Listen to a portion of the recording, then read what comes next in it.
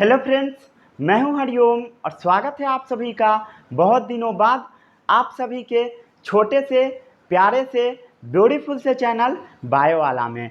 आज से हम लोग cell structure and functions start करने जा रहे हैं।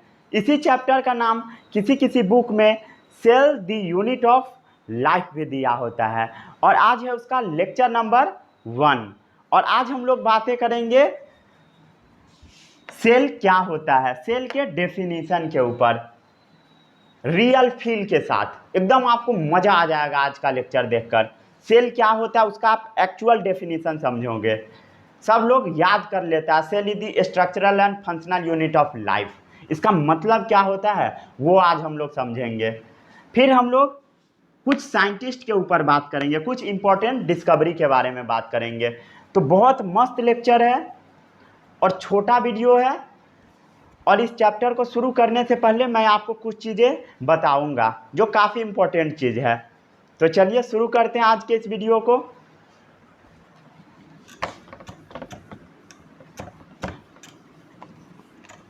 कौन सा चैप्टर पढ़ना है अभी हम लोग को? Cell structure and functions. Cell structure and functions. इसी चैप्टर का नाम किसी किसी बुक में क्या दिया होता है? Cell the unit of life. चलिए इस चैप्टर को शुरू करने से पहले मैं आपको इम्पोर्टेंट चीज़ एक बताता हूँ। ये जो चैप्टर है सेल, वो चैप्टर आपको क्लास 6 से ही पढ़ना आप लोग स्टार्ट कर दिए होंगे। ये चैप्टर आप क्लास 6 से पढ़ना स्टार्ट कर दिए थे। ये चैप्टर आपको क्लास 8 में पढ़ना है या क्लास 8 के बाद भी आपको पढ़ना है, 9th में भी पढ़ना है, क्लास 11th में भी आपको ये चैप्टर पढ़ना है। तो बहुत ज़्यादा इम्पोर्टेंट चैप्टर है। अगर आपको सेल चैप्टर नहीं आता रहेगा देन आप क्लास 11th के बायोलॉजी को कुछ भी नहीं समझ सकते हैं। इवन 9th का भी आपको बायो समझ में नहीं आएगा। तो बहुत इम्पोर्टेंट है सेल चैप्टर। जो लोग क्लास 11th में चल गए होंगे अगर उनको सेल समझ आएगा, उनको 11th बायोलॉजी का कुछ भी समझ नहीं आएगा। यही सच्चाई है, फील नहीं आएगा, उनको याद पड़ेगा। तो आज का लेक्चर बहुत ज़्यादा इम्पोर्टेंट है। अगर आज आप नहीं पढ़ोगे देन आपको क्लास 11th में जब जाओगे देन आपको फिर से सेल पढ़ना पड़ेगा। तो इससे अच्छा है अभी ही पढ़ लीजिए, ठीक है? तो चलिए इस वीडियो को शुरू करते हैं। तो सबसे पहले हम समझते हैं लिविंग ऑर्गेनिज्म क्या है। तो ये तो सबको पता है, जिसके पास लाइफ होता है वो लिविंग ऑर्गेनिज्म होता है। एक छोटा सा बात है, लिविंग ऑर्गेनिज्म क्या होता है? जिसके पास लाइफ होता है वो लिविंग ऑर्गेनिज्म होता है, हैविंग लाइफ। ठीक है? लाइफ के पास होता है, एनिमल्स भी होता है और प्लांट के पास भी होता है, ये तो सबको पता होगा। कई लोग प्लांट को नॉन लिविंग मानते हैं लेकिन वो गलत है। प्लांट भी होता है, जैसे एनिमल्स वर्क करते हैं वैसे ही प्लांट के अंदर भी वर्क होता है। हम लोग सब पढ़ेंगे, सेल चैप्टर में भी आपको बहुत चीज़ मैं बताऊंगा। तो प्लांट्स भी लिविंग है और एनिमल्स भी लिविंग है। प्लांट्स के पास भी लाइफ होता है और एनिमल्स के पास भी लाइफ होता है। प्लांट्स के पास भी लाइफ होता है, हैविंग लाइफ, और एनिमल्स के पास तो होता ही है, ये तो सबको पता है, हैविंग लाइफ। ठीक है? अब हम लोग सेल समझते हैं, सेल क्या होता है। ठीक है? मान लीजिए आपको एक बिल्डिंग बनाना है। क्या बनाना है? बिल्डिंग। बिल्डिंग बनाना है। तो बिल्डिंग बनवाने के लिए आपको ब्रिक्स की ज़रूरत पड़ेगी। मान लीजिए एक ऐसा घर है, ऐसा बिल्डिंग बनवाना है। ठीक है? ऐसा किसका घर होता है भाई? ठीक है, मान लीजिए आपको ऐसा घर बनवाना है। तो घर बनवाने के लिए क्या चीज़ की ज़रूरत पड़ेगी? ब्रिक्स की ज़रूरत पड़ेगी, ये तो सबको पता है। ईंट की ज़रूरत पड़ेगी। घर बनवाने के लिए ब्रिक्स की ज़रूरत पड़ेगी।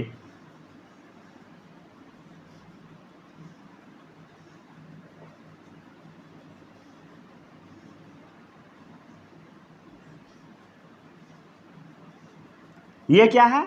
ब्रिक्स है।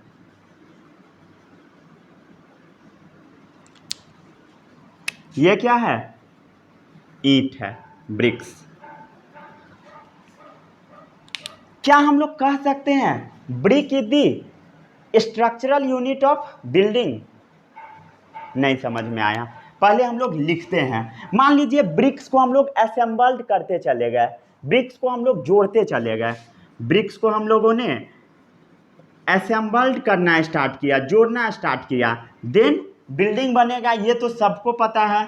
देन क्या बनेगा? बिल्डिंग बनेगा। तो हम ये तो क्लियर सी बातें हैं, कह सकते हैं brick is the structural unit of building, कह सकते हैं ना। Brick is the structural unit of building. अगर आपको बिल्डिंग बनाना है देन ब्रिक के छोटे छोटे पीस लेकर आपको पूरा बिल्डिंग तैयार करना पड़ेगा। Brick is the structural unit of building. Unit मतलब सिंगल पीस, ये तो सबको पता होगा। Unit means single piece. Brick के छोटे छोटे से पीस से हम लोग पूरा बिल्डिंग तैयार करते हैं। Brick is the structural unit of building. Similarly, उसी प्रकार से, सिमिलरली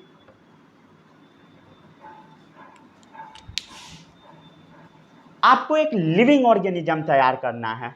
लिविंग ऑर्गेनिज्म प्लांट्स भी होते हैं और एनिमल्स भी होते हैं, ये तो सबको पता है। अब तो जो लिविंग ऑर्गेनिज्म होते हैं, लिविंग ऑर्गेनिज्म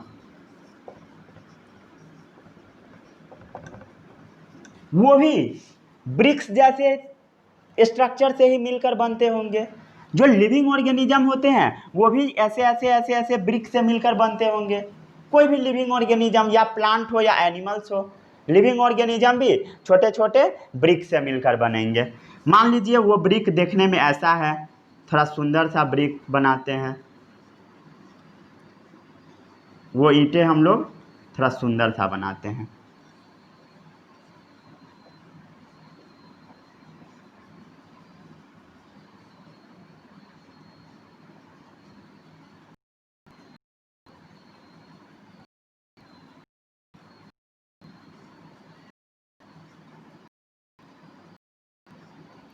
लीजिए ऐसा ब्रिक से मिलकर लिविंग ऑर्गेनिज्म बना। ये क्या है?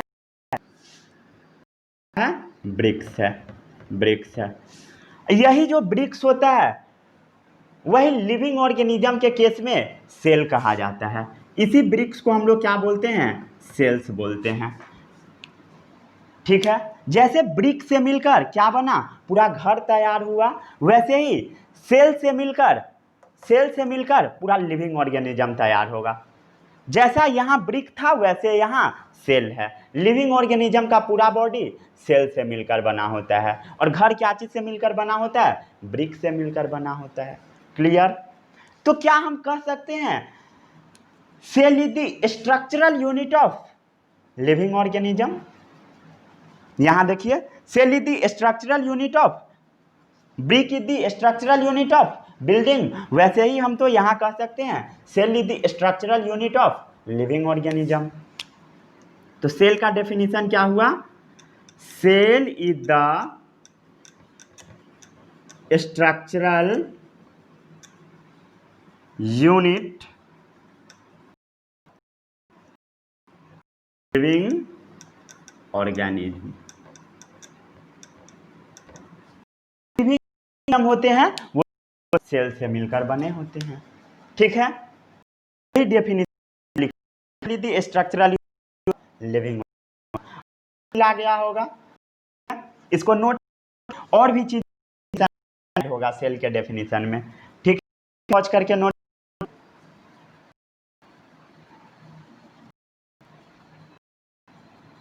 कर लिया। नोट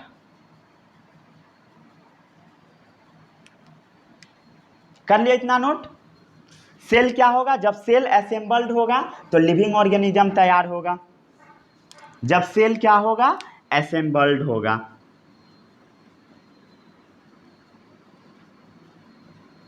देन लिविंग ऑर्गेनिज्म तैयार होगा। अब इसको मैं रब कर दूं,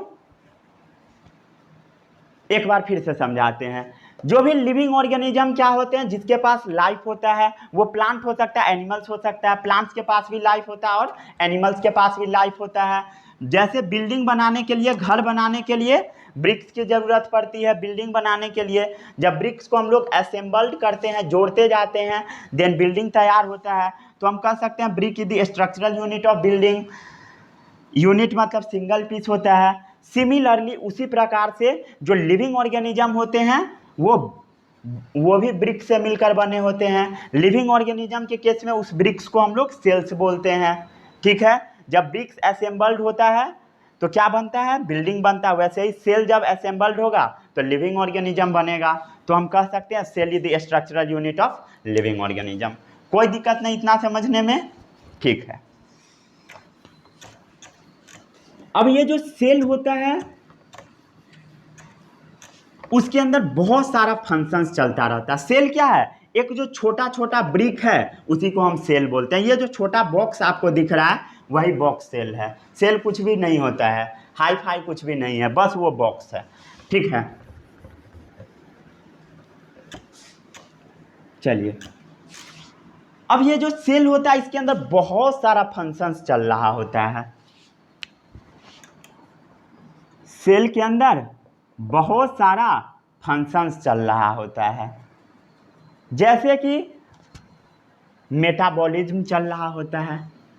वो जो सिंगल आप सेल देखे थे उसके अंदर ऐसा ऐसा जो लिविंग ऑर्गेनिज्म का सेल था उसके अंदर बहुत सारा फंक्शन चलता है।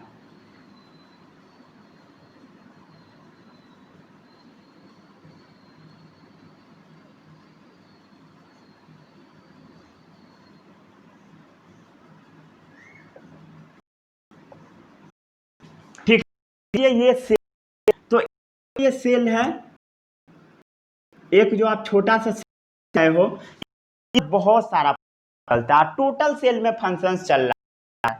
तो सेल्स में क्या होता है, बहुत सारा फंक्शंस चल रहा होता है। जैसे कि कुछ फंक्शन होता है, जैसे मेटाबॉलिज्म चल रहा होता है। मेटाबॉलिज्म क्या होता है, सेल के अंदर कुछ केमिकल रिएक्शन चल रहा होता है, उसी को हम मेटाबॉलिज्म बोलते हैं। सेल के अंदर केमिकल रिएक्शन चल रहा होता है, उसी को मेटाबॉलिज्म बोला जाता है। ठीक है, केमिकल रिएक्शन। और भी जैसे फंक्शंस चलता है, जैसे ग्रोथ हो रहा होता है सेल का, ग्रोथ होता है सेल का। ग्रोथ मतलब साइज इंक्रीज, मतलब सेल छोटा रहेगा वो थोड़ा बड़ा हो जाएगा। सेल का साइज इंक्रीज होगा, सेल का साइज इंक्रीज होगा। और भी फंक्शन चलता है, जैसे रिप्रोडक्शन। रिप्रोडक्शन क्या होता है, ये तो सबको पता होगा। कितने लोग हैं जो ये चैप्टर का इंतजार कर रहे हैं, सब होंगे। ठीक है, रिप्रोडक्शन क्या होता है, to produce offspring, to produce offspring. मतलब सेल के अंदर में क्या क्या फंक्शन चल रहा है। ये जो छोटा आप ब्रिक्स देख रहे थे, जो सेल्स देख रहे थे, इसके अंदर कितना फंक्शंस चल रहा है देखिए। मेटाबॉलिज्म हो रहा है, मतलब केमिकल रिएक्शन चल रहा है। इस सेल के अंदर में केमिकल प्रेजेंट है और उसमें रिएक्शन सब चल रहा है, उसी को मेटाबॉलिज्म बोलते हैं। ग्रोथ हो रहा है सेल का, ये छोटा सेल है, ये अपना साइज इंक्रीज करा रहा है, साइज को इंक्रीज करा रहा है। वो रिप्रोडक्शन कर रहा है, मतलब वो एक सेल से दो सेल बन जा रहा है। वो अपना ऑफस्प्रिंग तैयार कर रहा है, मतलब बच्चा पैदा कर रहा है, एक से दो, दो से चार, ऐसे होगा। सोचिए इतना सारा फंक्शंस चल रहा होता है सेल के अंदर। तो क्या हम ये बोल सकते हैं cell is the functional unit of living organism. Functions चल रहा है इसलिए बोल सकते हैं। क्या बोल सकते हैं हम लोग, cell is the functional unit of living organism. क्यों नहीं बोल सकते, आराम से बोल सकते हैं, क्योंकि सेल के अंदर बहुत सारा फंक्शंस चल रहा है। तो हम बोल सकते हैं cell is the functional unit of living organism. ये छोटा सा इकाई है जिसके अंदर बहुत सारा फंक्शन चल रहा है, सब सेल में फंक्शन चल रहा है, बहुत सारा केमिकल रिएक्शन चल रहा है। ये जो केमिकल रिएक्शन होता है, यहाँ पर कहीं कोई चीज़ का फॉर्मेशन हो रहा होता है, कहीं पर कोई चीज़ कट रहा होता है, मार काट इसके अंदर चल रहा होता है, कहीं पर कोई चीज़ को काटा जाता है, कहीं पर रिपेयरिंग चल रहा होता है, कहीं पर कोई चीज़ तैयार हो रहा होता है। तो सेल के अंदर में बहुत सारा फंक्शंस चल रहा होता है। वो जो सेल के अंदर मेटाबॉलिज्म होता है उसको हम लोग दो पार्ट में डिवाइड करते हैं। मेटाबॉलिज्म जो चलता है, मेटाबॉलिज्म मीन्स जो सेल के अंदर केमिकल रिएक्शन चल रहा है, सेल के अंदर केमिकल रिएक्शन चल रहा है, उसको हम लोग दो पार्ट में क्लासिफाई करते हैं। कितने पार्ट में? दो पार्ट में।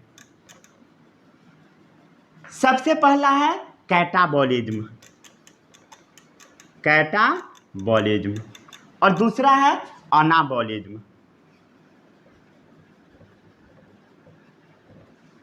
कैटाबॉलिज्म का मतलब क्या होता है?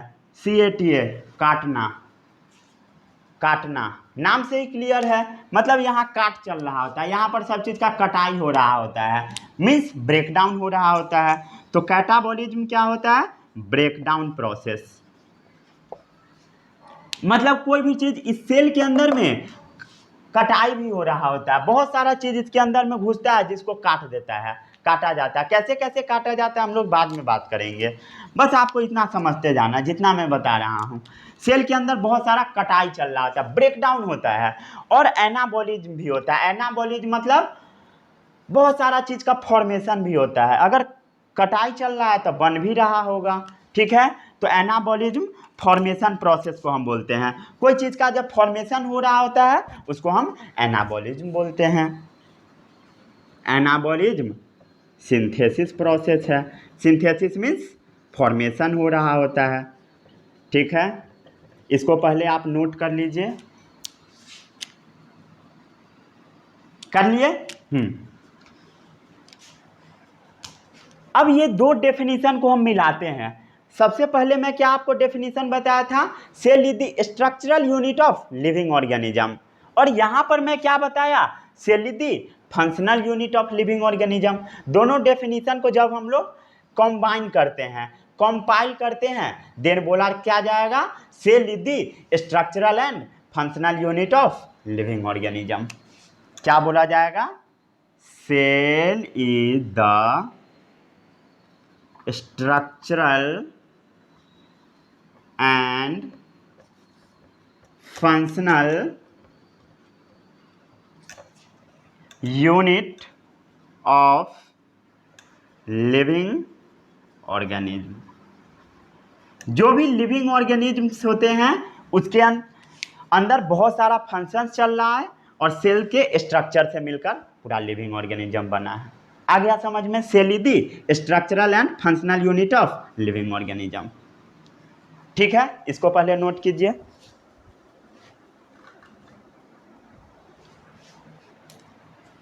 नोट कीजिए, तब तक मैं मार्कर में इंक डालता हूं। अब हम लोग बात करते हैं डिस्कवरी ऑफ सेल के बारे में। बहुत सारा डिस्कवरी हुआ सेल के रिगार्डिंग, कुछ कंट्रोवर्शियल पॉइंट के ऊपर भी हम लोग बातें करेंगे।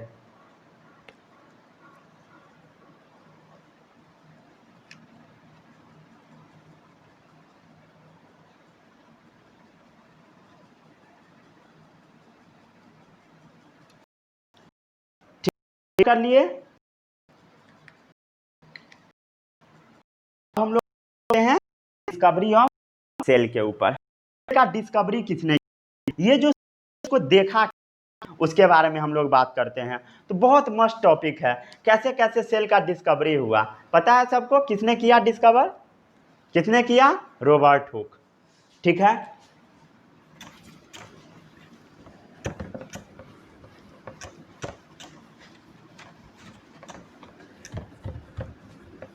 चलिए अब हेडिंग लगाइए, discovery of cell.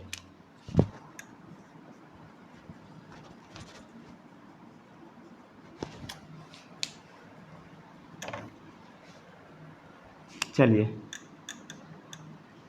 Discovery of cell. Cell का डिस्कवरी ये तो सबको पता होगा किस ईयर में हुआ, 1665 में, 1665। ठीक है, किसने डिस्कवर्ड किया, रॉबर्ट हुक ने। Cell were discovered by Robert Hooke. In किस ईयर में डिस्कवरी किया, 1665 में। कैसे किया, अब बात आता है कैसे इन्होंने डिस्कवरी कर लिया।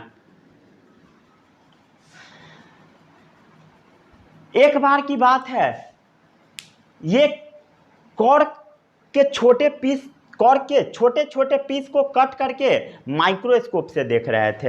ये क्या कर रहे थे, कॉर्क के छोटे छोटे पीस को काटकर माइक्रोस्कोप में देख रहे थे। कॉर्क क्या होता है पता है किसी को, होम्योपैथी का दवा कभी खाए हो, होम्योपैथी का दवा, उसके ऊपर एक स्टॉपर लगा होता है, स्टॉपर, उसी को कॉर्क बोला जाता है। या जो शैंपेन आता है उसके बोतल के ऊपर जो कवर लगा होता है वही कॉर्क होता है। ठीक है, तो कैसे डिस्कवरी हुआ, तो ये छोटे से कॉर्क के पीस को तैयार किए, थिन स्लाइस ऑफ कॉर्क काटा इन्होंने।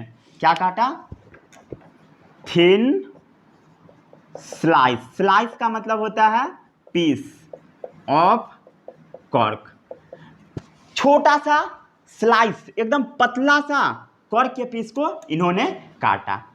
और क्या किया, माइक्रोस्कोप में देखा। कैसे माइक्रोस्कोप में हम लोग कोई चीज़ देखते हैं वो मैं लेक्चर नंबर 2 में बताऊंगा। ठीक है, माइक्रोस्कोप में इन्होंने क्या किया, देखा। उसके बाद इन्होंने सेल को इन्वेंट कर दिया, मतलब डिस्कवरी कर दिया सेल का। इसी के बाद इनको क्रेडिट दिया गया। जब वो कॉर्क के छोटे पीस को माइक्रोस्कोप में उन्होंने देखा तो वो क्या बताए, वो जो कॉर्क का पीस था वो छोटे छोटे बॉक्स से मिलकर बने हुए थे। Cork was made up of many small box like structure. क्या बताए, cork was made up of many box like structure. कैसे स्ट्रक्चर, बॉक्स लाइक स्ट्रक्चर। इन्होंने बताया कि वो जो कॉर्क है वो छोटे छोटे बॉक्स जैसे स्ट्रक्चर से मिलकर बना हुआ है। ऐसे कैसा था स्ट्रक्चर, देखिए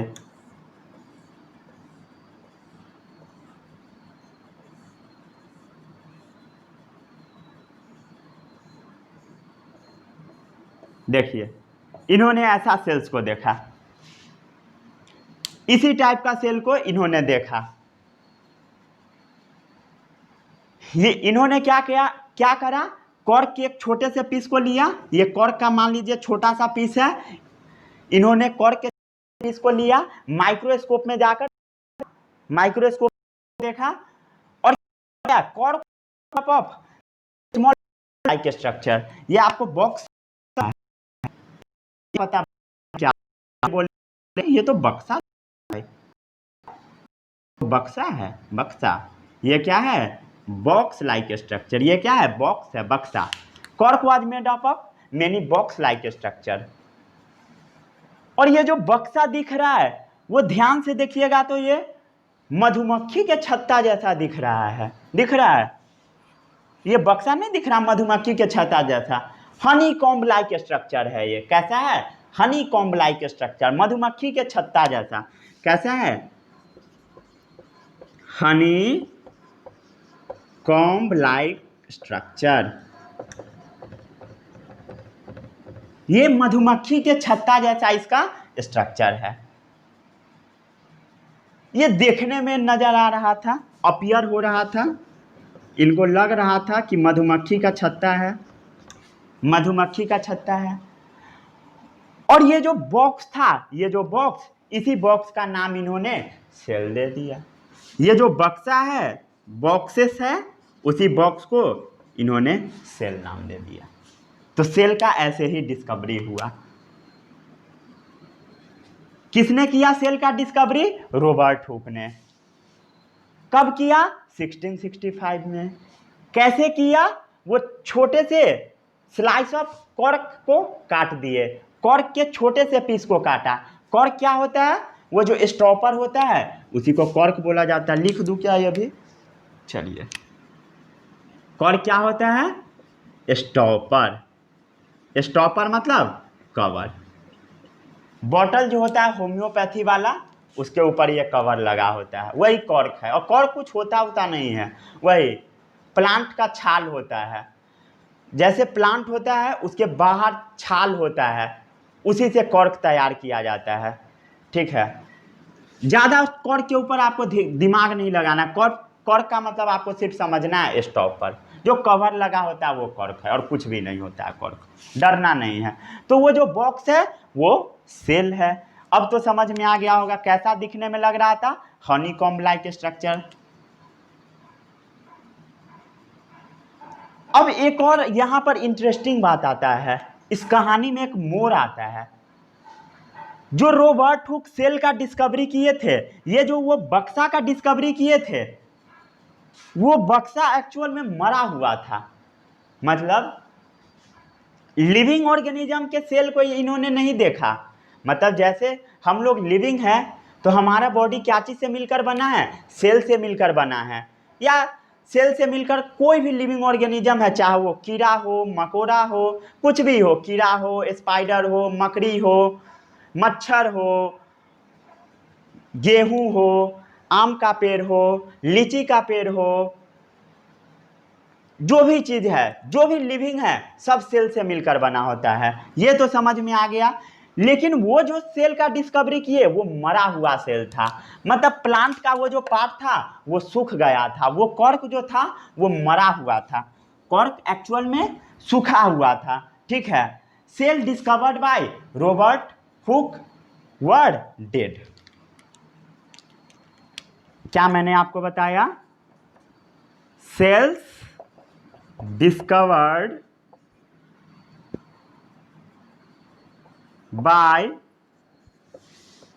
Robert Hooke were dead। जो सेल रॉबर्ट ने डिस्कवर किया था कैसा? मरा। और सेलुलोज सिर्फ दिख रहा था, and only cellulose were visible, and only cellulose were visible. अब कई लोग का दिल का धड़कन तेज हो गया होगा, ये सेलुलोज क्या होता है भाई? हा? ये क्या है भाई? ये क्या है? सेलुलोज क्या होता है? किसका किसका धड़कन तेज हो गया? हाथ उठाए, सबका तेज हो गया होगा। चलिए मैं बताता हूं सेलुलोज क्या होता है। ये जो सेल का डिस्कवरी किया था किसने? रॉबर्ट चाचा ने। वो सेल क्या चीज का था? प्लांट का। सेल क्या चीज का है? प्लांट का। सेल जो इन्होंने डिस्कवर किया था वो प्लांट का था। ठीक है, प्लांट का सेल इन्होंने देखा था। जो स्टॉपर जो लगा होता है वो प्लांट का बना होता है, ये तो सबको पता है। स्टॉपर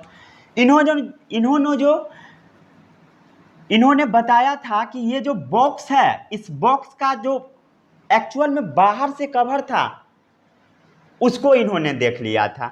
इनको क्या दिखा? ऐसा सिर्फ दिखा, ऐसा स्ट्रक्चर सिर्फ दिख रहा था इनको। सिर्फ मान लीजिए ये सेल है, ये ऐसा बक्सा है, तो इसके बाहर इनको बस एक कवर दिखा, ऐसा कवर। ऐसा इनको प्लांट है, प्लांट को कहाँ रहना पड़ता है? बाहर में, तो इसके ऊपर एक टोपी भी लगाना होगा। तो ये जो बक्सा है टोपी इसके ऊपर लगा हुआ है, इसी टोपी को बोला जाता है सेल वॉल। क्या बोला जाता है? Cell wall. इसके बारे में मैं काफ़ी डीप में पढ़ाऊंगा आपको। जो प्लांट है उसके बाहर, प्लांट के जो सेल्स होते हैं उसके बाहर में एक बक्सा लगा होता है, टोपी लगा होता है, उसी टोपी को बोला जाता है सेल वॉल, मतलब सेल का दीवार। तो ये जो थे रॉबर्ट चाचा, उन्होंने सेल वॉल को देख लिए। इन्होंने ये जो सेल को नहीं देखे, इस सेल के दीवार को देख रहे हैं। सेल तो मर चुका है, प्लांट मरा हुआ प्लांट को देख रहे थे ये माइक्रोस्कोप में, इनको पता नहीं था। और ये मरा हुआ प्लांट को देख लिए, इस सेल को वॉल को देखे, सेल के दीवार को देखे, और इस दीवारे को कह दिए जो सेल है। मतलब इनसे उस टाइम किसी को नहीं पता था सेल के बारे में, तो ये सिर्फ इस दीवार को कह दिए सेल वॉल। और ये जो सेल वॉल होता है वो एक केमिकल से बना होता है, कोई भी चीज़ केमिकल से ही मिलकर बना होता है, कोई भी लिविंग ऑर्गेनिज्म का सेल्स जो होता है वो केमिकल से ही पूरा मिलकर बना होता है, बाद में आप पढ़ोगे। तो ये जो सेल वॉल है वो एक केमिकल से मिलकर बना होता है, उसी केमिकल का नाम होता है सेलुलोज। सेलुलोज क्या है? केमिकल, जिससे सेल वॉल मिलकर बना है। सेलुलोज क्या है? केमिकल है, केमिकल। कुछ ये हाई फाई नहीं होता, बस ये केमिकल है, ठीक है। अब तो समझ में आ गया होगा। Cells discovered by Robert Hooke were dead. कैसा सेल है? मरा हुआ है। And only cellulose were visible. Cellulose, यही जो केमिकल था सेल वॉल का, वही इनको सिर्फ दिखा, सेल नहीं दिखा, इनको सेल नहीं दिखा, इनको मरा हुआ प्लांट सेल का सेलुलोज सिर्फ दिखा, ठीक है। एक्चुअल में वो क्या था? ये एक्चुअल में क्या था? एक्चुअल में क्या था? सेल वॉल था, सेल वॉल। सेल वॉल क्या होता है? बाउंड्री होता है सेल का, ये तो आप सबको पता है, बाउंड्री। चलिए अब इसको नोट कीजिए, अच्छे से नोट कीजिए, काफ़ी अच्छे से समझ आएगा आपको। और इसका अगर स्क्रीनशॉट लीजिएगा तो वो भी ले लीजिए, बट स्क्रीनशॉट लेने से कोई फ़ायदा नहीं है। आज स्क्रीनशॉट आप लेकर फ़ोन में रख लोगे, 10 दिन बाद डिलीट हो जाएगा, सब फोटो के साथ में स्क्रीनशॉट भी, और कोई बेनिफिट नहीं होगा वीडियो देखने का। तो इससे अच्छा एक कॉपी में नोट करते जाइए और बार बार पढ़ते जाइए।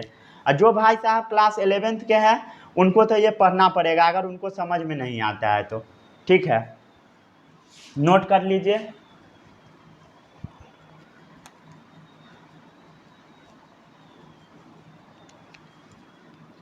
चलिए, इन्होंने कैसा सेल का डिस्कवरी किया? नॉन लिविंग सेल का। कैसा है?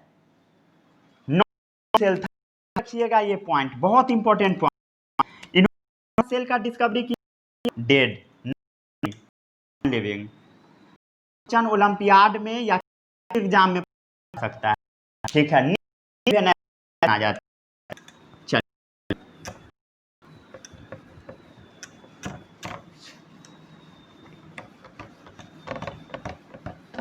अब हम लोग कुछ इंपॉर्टेंट साइंटिस्ट के बारे में और भी बात करते हैं। एक बड़ा इंपॉर्टेंट साइंटिस्ट थे, सबसे दुर्भाग्यशाली साइंटिस्ट, उनके बारे में हम लोग बात करते हैं। ये बात है 1664 का, ईयर 1674, 64 दूसरा था, ठीक है, 1674 का बात है। एक साइंटिस्ट थे, उनका नाम था एंटोनी वॉन ल्यूवेनहक। क्या नाम था? Antonie van Leeuwenhoek, Anton van ल्यूवेनहक।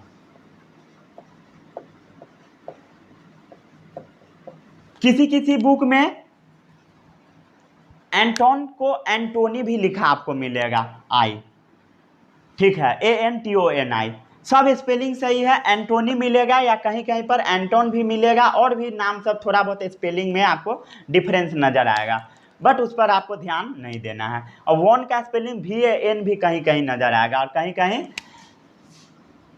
ये भी लिख लीजिए, ये भी आपको कहीं कहीं नज़र आएगा, वॉन या वॉन। एंटोनी वॉन ल्यूवेनहक, इन्होंने क्या करा? लिविंग सेल को लेकर माइक्रोस्कोप में देखा। एक्चुअली ये डच के रहने वाले थे, और ये लिविंग सेल को लेकर माइक्रोस्कोप में देखा। इन्होंने लिविंग सेल को लेकर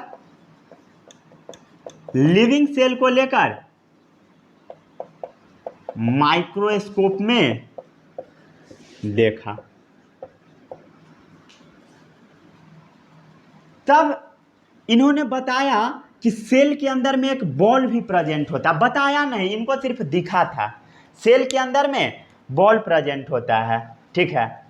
सेल के अंदर में मान लीजिए ये जो सेल है, सेल के अंदर में बॉल प्रेजेंट है, सेल है, सेल के अंदर में बॉल प्रेजेंट है।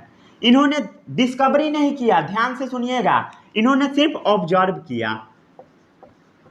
इन्होंने बहुत सारा लिविंग सेल को देखा, बहुत सारा लिविंग सेल, जैसे इन्होंने बैक्टीरिया को देखा, बैक्टीरिया को देखा, स्पर्म को देखा, ओवम को देखा, और भी बहुत सारे चीज़ों को देखा। यही सब बस 3 वो एग्जाम्पल याद रखिएगा, बैक्टीरिया, स्पर्म, ओवम।